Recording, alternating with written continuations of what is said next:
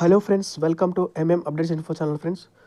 Friends మనకి తెలంగాణ రాష్ట్ర ప్రభుత్వం ప్రజాపాలన దరఖాస్తు అని రీసెంట్గా ఒక అప్లికేషన్ అయితే రిలీజ్ చేయడం జరిగిందనమాట.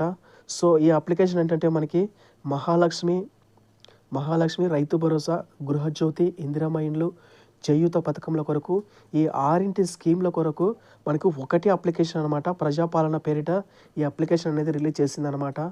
సో మీరు ఏ వాటికి సూటబుల్ అవుతారు ఏంటి అనేది ఈ అప్లికేషన్లో డీటెయిల్గా అయితే మనం ఫిల్ చేయవలసి ఉంటుందన్నమాట. సో చాలామంది ఈ అప్లికేషన్ల కొరకు నెట్ సెంటర్లలో వెయిట్ చేస్తూ వాళ్ళ యొక్క టైం అయితే చాలామంది వాళ్ళ టైం అయితే వేస్ట్ చేసుకుంటూ ఉన్నారు. సో ఈ అప్లికేషన్ మనకి ఆన్లైన్లో కూడా అవైలబిలిటీలో ఉంటుందన్నమాట. సో ఒకసారి ఈ వీడియో ఎండ్ వరకు అయితే చూడండి ఫ్రెండ్స్, మీకు క్లారిటీ అర్థమవుతుంది. సో వీడియో స్కిప్ చేయకుండా చూడండి మ్యాక్సిమం. సో ఏంటంటే అంతకన్నా ముందు ఒక చిన్న రిక్వెస్ట్, మన ఛానల్ని కొత్తగా విజిట్ చేస్తూ ఉంటే so please subscribe our channel friends. ఇంకా లేట్ చేయకుండా వీడియోలోకి వెళ్ళిపోదాము. సో ఇక్కడ చూస్తే కనుక తెలంగాణ రాష్ట్ర ప్రభుత్వం అభయహస్తం ప్రజాపాలన పేరిట మనకి 6 స్కీమ్లు అయితే ఇంట్రడ్యూస్ చేశారు కదా. సో ఈ 6 స్కీమ్లు ఏంటంటే మహాలక్ష్మి, రైతు భరోసా, గృహజ్యోతి, ఇందిరమ్మ ఇండ్లు, చేయూత పథకంలో అనమాట. సో ఈ 6 పథకంల కొరకు మనకు ఒకటే అప్లికేషన్ పెట్టారన్నమాట, ప్రజాపాలన దరఖాస్తు అని. సో ఈ అప్లికేషన్ ఎలా ఉందనేది ఇప్పుడు ఒకసారి చూద్దాము. కుటుంబ వివరాలు, ఫస్ట్ దరఖాస్తుదారు వివరాలు. సో ఎవరైతే దరఖాస్తు చేస్తున్నారో, ఫర్ ఎగ్జాంపుల్ రేషన్ కార్డులో ఉంటుందండి, దరఖాస్తుదారు ఇంటి యజమానుని పేరు. సో రేషన్ కార్డు తీసుకునేక అందులో యజమానుని పేరు ఉంటుందండి. సో వాళ్ళ పేరు అయితే ఇక్కడ రాయవలసి ఉంటుంది. ఈ దరఖాస్తు సంఖ్య అనేది మీరు రాయాల్సిన అవసరం లేదండి. సో మీరు ఈ అప్లికేషన్ అన్ని ఫిల్ చేసిన తర్వాత అక్కడ వాళ్ళు ఒక సెంటర్ ఇచ్చింటారు కదా, ఆ సెంటర్లో ఉండే సార్ వాళ్ళు ఆఫీసర్లు అయితే కనుక ఈ నంబర్ అనేది వేస్తారండి. సో ఇక్కడ స్త్రీనా పురుషుడా లేదా ఇతరులా అనేది మెన్షన్ చేయవలసి ఉంటుంది. అండ్ నెక్స్ట్ చూస్తే ఇంకా ఇక్కడ ఎస్సీ ఎస్టీనా, బీసీనా, మైనారిటీనా లేక ఇతరుల అనేది. సో ఇక్కడ మీ ఫోటో అయితే అతికించాల్సి ఉంటుంది.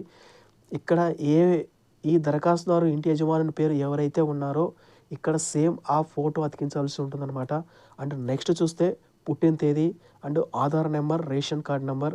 సో రేషన్ కార్డ్ నెంబర్, ఈ పుట్టిన తేదీ, ఆధార్ నెంబర్ అనేది మీరు దరఖాస్తుదారు పేరు మెన్షన్ చేస్తారు కదా, ఆ పేరు, ఆ పుట్టిన తేదీ, ఆ ఆధార్ నెంబర్ వేయాల్సి ఉంటుందన్నమాట. So mobile number. సో ఈ మొబైల్ నెంబర్ అనేది మ్యాక్సిమం మీ ఆధార్ నెంబర్కి లింకప్ అయిన మొబైల్ నెంబర్ ఉంటే చాలా మంచిదండి, ఆ నెంబర్ వేయండి. సో మీరు ఏం పని చేస్తున్నారు, వృత్తి.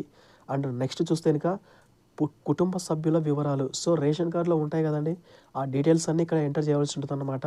సో పేరు, దరఖాస్తు దానితో సంబంధం ఏంటి, ఫర్ ఎగ్జాంపుల్ వైఫ్ అయితే వైఫ్, డాటర్ అయితే డాటర్, సన్. సో ఇంకా ఏ రిలేషన్స్ నాది, సో వాళ్ళు ఏ లింగము, తర్వాత పుట్టిన తేదీ, ఆధార్ నెంబర్, వాళ్ళ యొక్క ఆధార్ నెంబర్లు ఎంటర్ చేయవలసి ఉంటుంది అనమాట. సో ఇక్కడ చూస్తే కనుక చిరునామా రేషన్ కార్డులోనే ఉంటుందండి. ఇంటి నెంబరు, తర్వాత గ్రామము లేదా మున్సిపాలిటీ, తర్వాత వార్డ్ నెంబరు, మండలము, జిల్లా. సో ఇదనమాట. నెక్స్ట్ చూస్తే కనుక అభయహస్తం గ్యారంటీ పథకాలు లబ్ధి పొందడానికి వివరాలు. సో కావాల్సిన పథకాల కొరకు మీకు ఏ పథకాలు కావాలి జస్ట్ టిక్ చేస్తే సరిపోతుందండి. మాకు పలాని పథకం కావాలి అని. ఫర్ ఎగ్జాంపుల్ మహాలక్ష్మి పథకం కావాలి. సో ఇక్కడ మనకి మహాలక్ష్మి పథకం అనేది ప్రతి నెల 2,500 రూపాయలు ఆర్థిక సహాయం అయితే చేస్తారండి. సో ఇదనమాట. అండ్ 500 రూపాయలు గ్యాస్ సిలిండర్. సో దీనికి టిక్ చేయవలసి ఉంటుంది. సో ఇక్కడ గ్యాస్ కనెక్షన్ నెంబర్ అయితే కనుక సో ఇక్కడ ఏంటంటే గ్యాస్ కనెక్షన్ నెంబర్, పాస్బుక్లో కనెక్షన్ నెంబర్ అనేది ఉంటుందండి. సో మీకు ఆ యొక్క గ్యాస్ ఏజెంట్ బుక్ ఇస్తారు కదా, ఆ బుక్లో నెంబర్ అయితే ఉంటుందండి, కనెక్షన్ నెంబర్ అది వేయాలి. తర్వాత ఏ కంపెనీ, హెచ్పీనా, తర్వాత ఇంకా ఉన్నాయి కదా డిఫరెంట్గా, భారత్ గ్యాసా, ఈ కంపెనీ పేరైతే మీరు ఇందులో వేయాల్సి ఉంటుందండి. సంవత్సరానికి మీరు ఎన్ని సిలిండర్లు ఉపయోగిస్తున్నారు అప్రాక్సిమేట్గా వేయవలసి ఉంటుంది అనమాట. అండ్ నెక్స్ట్ చూస్తే కనుక రైతు భరోసా స్కీమ్ కోసం అండి. సో మీకు ఇది కావాలంటే కనుక ఇందులో మనం టిక్ చేయవలసి ఉంటుంది. రైతు భరోసా రైతులకు ప్రతి ఏటా 15,000 రూపాయలు ఇస్తారనమాట. సో ఇక్కడ రైతా కౌలు రైతా, మీరు రైతు మీ పేరు మీద పొలం ఉంటే మీరే చేస్తుంటే కనుక రైతు మీద టిక్ చేయండి, కౌలు రైతు అయితే కనుక కౌలు రైతు మీద టిక్ చేయండి. సో మీ పట్టాదారు పాసు పుస్తకం యొక్క నంబర్లు వేయవలసి ఉంటుంది అనమాట. సో సాగు చేస్తున్న భూమి యొక్క వివరాలు, సర్వే నంబర్, విస్తీర్ణం, అంటే ఎంత విస్తీర్ణంలో మీరు సాగు చేస్తున్నారో దాని యొక్క సర్వే నంబర్. తర్వాత ఇన్ కేసు మీరు ఇవేవి కాకుండా సో వ్యవసాయ కూలీ అయితే కనుక ఇందులో టిక్ చేయవలసి ఉంటుంది. ఇన్ కేసు మీరు వ్యవసాయ కూలీ అయితే కనుక ఉపాధి హామీ కార్డు నంబర్ ఉంటుందన్నమాట, ఆ కార్డు మీద అయితే నంబర్ ఉంటుంది, ఆ నంబర్ వేయవలసి ఉంటుందన్నమాట. సో నెక్స్ట్ ఇందిరమ్మ ఇండ్లు పథకము. సో ఇండ్లు లేని అర్హులైన కుటుంబానికి ఇంటి నిర్మాణానికి ఆర్థిక సహాయము. సో అదనమాట ఇందులో టిక్ చేయవలసి ఉంటుంది. సో ఇంటి నిర్మాణానికి ఆర్థిక సహాయం కోసం అయితే టిక్ చేయాలి. సో అమరవీరులు మరియు ఉద్యమకారులకు 250 చదరపు గజాల ఇంటి స్థలం కొరకు అమరవీరుల కుటుంబాలకు చెందిన వారైతే ఇందులో టిక్ చేయాలి. అమరవీరుల పేరైతే రాయాలి. అమరవీరులు అంటే అతను ఏ సంవత్సరం చనిపోయి ఉన్నాడు ఆ సంవత్సరము, తర్వాత FIR number, death certificate number enter చేయాలి. సో నెక్స్ట్ తెలంగాణ ఉద్యమంలో ఏమైనా పాల్గొని ఉన్నారా? అవునండి, మీరు పాల్గొని ఉంటే ఎస్, లేదంటే నో. సో అదనమాట. ఇన్ కేస్ అయినచో సంబంధిత ఎఫ్ఐఆర్ నంబర్ మరియు సంవత్సరం ఎంటర్ చేయాలి. ఒకవేళ జైలుకు వెళ్ళినచో వాటి యొక్క వివరాలు, జైలు పేరు, స్థలము, శిక్ష ఏమైనా పడి ఉంటే ఆ శిక్ష సంబంధించిన వివరాలు అయితే ఎంటర్ చేయాలి, శిక్ష కాలము. నెక్స్ట్ చూస్తే కనుక గృహజ్యోతి పథకము. సో గృహజ్యోతి పథకము కుటుంబానికి ప్రతి నెల 200 యూనిట్ల ఉచిత విద్యుత్తు, ఈ గృహజ్యోతి పథకం అనేది. సో మీ నెలసరి గృహ విద్యుత్ వినియోగము. సో అక్కడ మీరు ప్రతి నెల మనకి బిల్ ఇస్తారు కదండి, పవర్ బిల్లు, కరెంటు బిల్ ఇస్తారు కదా, అందులో మెన్షన్ అయి ఉంటుందండి. సో మీ ఇంటికి ప్రతి నెల ఎన్ని యూనిట్లు కరెంటు బిల్లు వస్తుంది.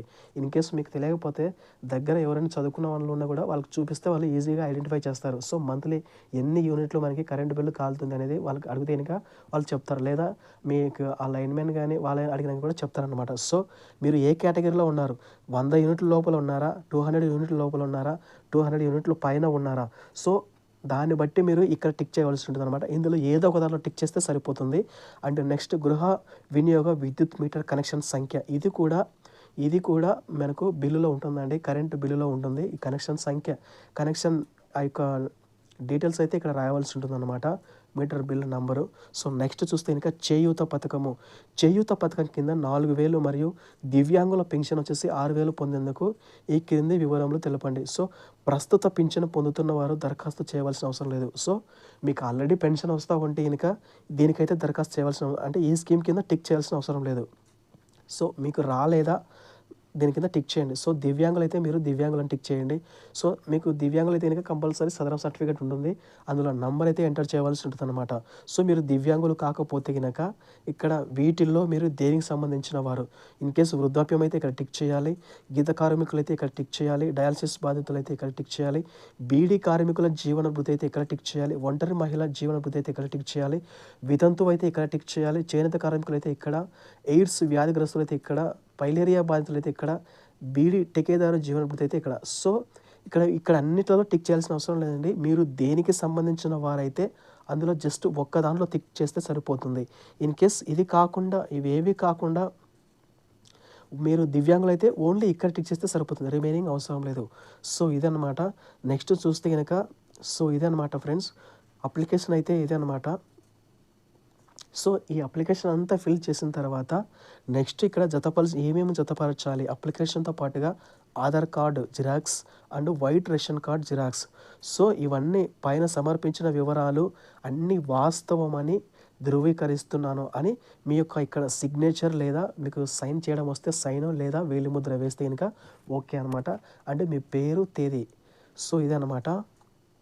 నెక్స్ట్ అవన్నీ ఫిల్ చేసిన తర్వాత మీరు అక్కడికి వెళ్తే కనుక వాళ్ళు మీ అప్లికేషన్ తీసుకొని ప్రజాపాలన దరఖాస్తు రసీదు అయితే ఇస్తారనమాట.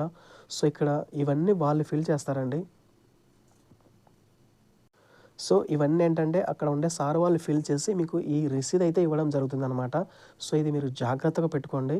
సో మీకు ఇదే అనమాట. నెక్స్ట్ మీరు అప్లికేషన్ సబ్మిట్ చేస్తుంటారు కదా, సబ్మిట్ చేసినడానికి ఇది ప్రూఫ్ అనమాట.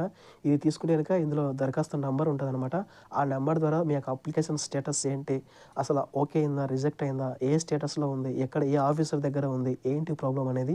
సో దీని ద్వారా మీరు డీటెయిల్గా ఫ్యూచర్లో తెలుసుకోవచ్చు అనమాట. సో ఇదే అనమాట ఫ్రెండ్స్, మీకు అర్థమైంది అనుకుంటున్నాను ఈ అప్లికేషన్ ఫిల్ చేసేది ఏంటనేది. ఇంకా మీకు ఈ అప్లికేషన్ ఫిల్ చేయడంలో ఏమైనా డౌట్స్ ఉంటే కనుక కామెంట్ సెక్షన్లో కామెంట్ చేయండి, నేను డెఫినెట్గా మీకు రిప్లై అయితే ఇస్తాను.